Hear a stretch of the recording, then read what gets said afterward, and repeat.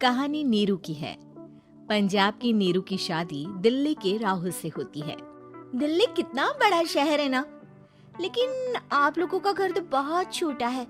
हमारे पंजाब में तो ये बड़े बड़े घर होते हैं कि मजा ही आ जाता है। कोई बात नहीं नीरू, मैं भी तुम्हारे लिए बहुत बड़ा मकान बनाऊंगा बहुत जल्दी। नीरू के पिता जहाँ पंजाब के जाने माने व्यापारी थे, वहीं उसका पति राहुल दिल्ली में एक सिंपल नौकरी करता था। माँ, यहाँ तो घी मक्खन इतना महंगा है कि क्या बताऊँ। मैं तो तरस ही जाती हूँ घी खाने के लिए। नीरू की माँ को ये सुनकर बहुत दुख होता है। मेरी बेटी को घी नसीब नहीं हो रहा है और ये बहू यहाँ बैठकर घी में शक्कर डाल रही है। देख वनिता, मैं साफ कह रही हूँ, इस घर में जितना घी आएगा उतना ही मेरी बेटी के घर दिल्ली भी जाएगा। अरे ये क्या बात होती है माँ जी? बेटी का उतना ही करो जो अच्छा लगे। अब क्या मायके से घी और मक्खन तक की सप्लाई करोगी आप? हाँ, मेरी बेटी किसी चीज को तरसे मुझसे बर्दाश्त नहीं होता। अब क्या था, नीरू के मायके में 2 किलो घी आता तो 2 किलो दिल्ली जाता नीरू के पास। एक दिन, माँ बड़ी गर्मी पड़ती है दिल्ली में। इस घर में तो एक ही एसी है और वो भी ड्राइंग रूम में। सारा परिवार एक ही कमरे में सोता है। हाँ बेटा, वो तो हर घर की कहानी है। यहाँ भी एक ही एसी है।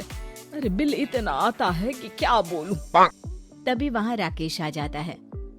माँ, थोड़ी देर में यहाँ कुछ प्लम्बर आएंगे मेरे कमरे में एसी लगाने। जरा ध्यान से लगवा देना ना माँ।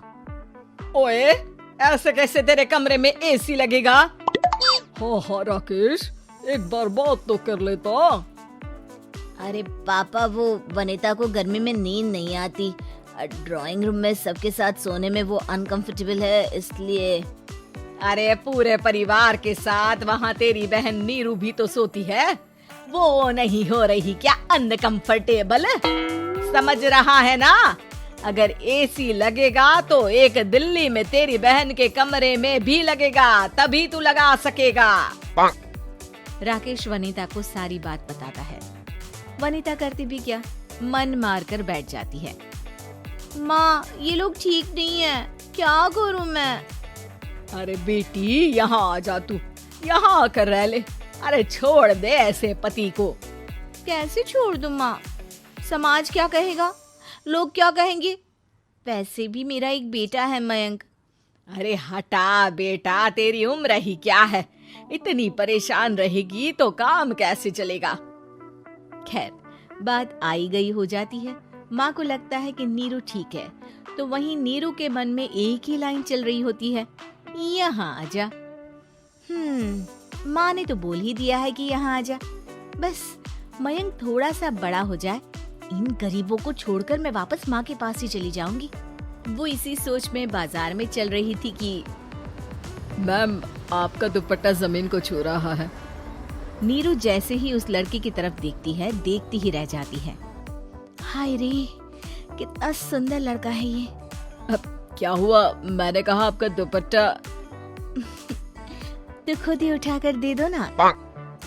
लड़का समझ जाता है कि नीरू उस पर फिदा हो चुकी है। वो उससे उसका नंबर लेकर चला जाता है। अब क्या था, नीरू और रोहित में लगातार बातें होने लगती है। मैं हरियाणा का रहने वाला हूँ, यहाँ एक बड़ी कंपनी का मैनेजर हूँ। अच्छा, और कितने बच्चे हैं तुम्हारे? बच्चे? अरे मेरी तो शादी भी नहीं हुई है। तुम बताओ, शादी करोगी? नीरू शर्मा जाती है।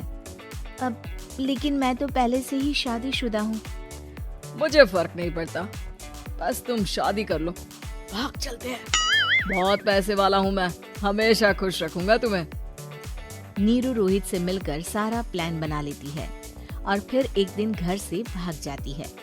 दोनों शादी कर लेते हैं। शादी के बाद। क्या बात है नीरू, तुम्हें परेशान सा देखता हूँ, सब ठीक तो है ना? हाँ, सब ठीक है।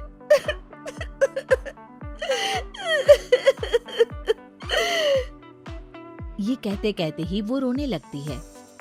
अरे क्या हो गया, रो क्यों रही हो? मैंने तुमसे एक बात छुपाई है और और वही बात अब मुझे परेशान कर रही है।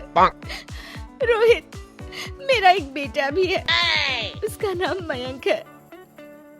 क्या बात कर रही हो? ये तुमने मुझे पहले क्यों नहीं बताया? देखो नीरू, मेरी माँ को मैंने ये नहीं बताया है कि तुम शादीशुदा हो। बच्चा मैं मैनेज नहीं कर पाऊंगा। नीरू को समझ में नहीं आता कि वो क्या करे। तुम उस बच्चे को अपनी माँ को क्यों नहीं दे देती? नीरू चुपके से माँ को फोन करती है। माँ, क्या मयंक को तुम रख सकती हो? बेटा, मैं राकेश के साथ बात करती हूँ। आखिर घर का बेटा वही है, जो वो बोलेगा। वैसे भी बेटा, तूने जो किया है ना, उसके बाद से पूरा घर तेरी बुराई कर रहा है। मैं भी अब किसी से तेरे लिए लड़ नहीं सकती। राकेश बेटा, नीरू ने तो जो किया बहुत ही बुरा किया, लेकिन मैं सोच रही थी कि क्यों ना मयंक को हम यहाँ ले आए। तभी वनीता बोल पड़ती है। वाह जी, ऐसे कैसे यहाँ ले आए? यहाँ क्या भंडारा भरा है? और जिस बच्चे की माँ ने नहीं सोचा, उसके लिए हम क्यों सोचे? नीरू को एक बार तो अपने बच्चे के बारे में सोचना चाहिए था ना। अरे लेकिन तेरे पास भी तो लड़का नहीं है ना वनीता। माँ, वनीता ठीक बोल रही है। कल को वो बड़ा होकर इसी घर का हिस्सा मांगेगा तो हम क्या करेंगे? माँ कहती भी तो क्या, वो चुप रह जाती है। वहीं नीरू का पहला पति कहता है। माँ, अगर आज भी वो वापस आ जाए तो मैं उसे माफ कर दूंगा। बेटा, गरीबी चीज ही ऐसी है, क्या करेगा? तू तो अब मयंक का सोच। वो बेचारा तो बिना माँ का हो गया। मयंक के खातिर तू दूसरी शादी कर ले बेटा। लोगों के लाख समझाने के बाद नीरू के पहले पति की शादी रिद्धि से हो जाती है, जिसके पहले पति से 2 बच्चे होते हैं। देखो जी, मैंने शादी सिर्फ बच्चे के खातिर की है।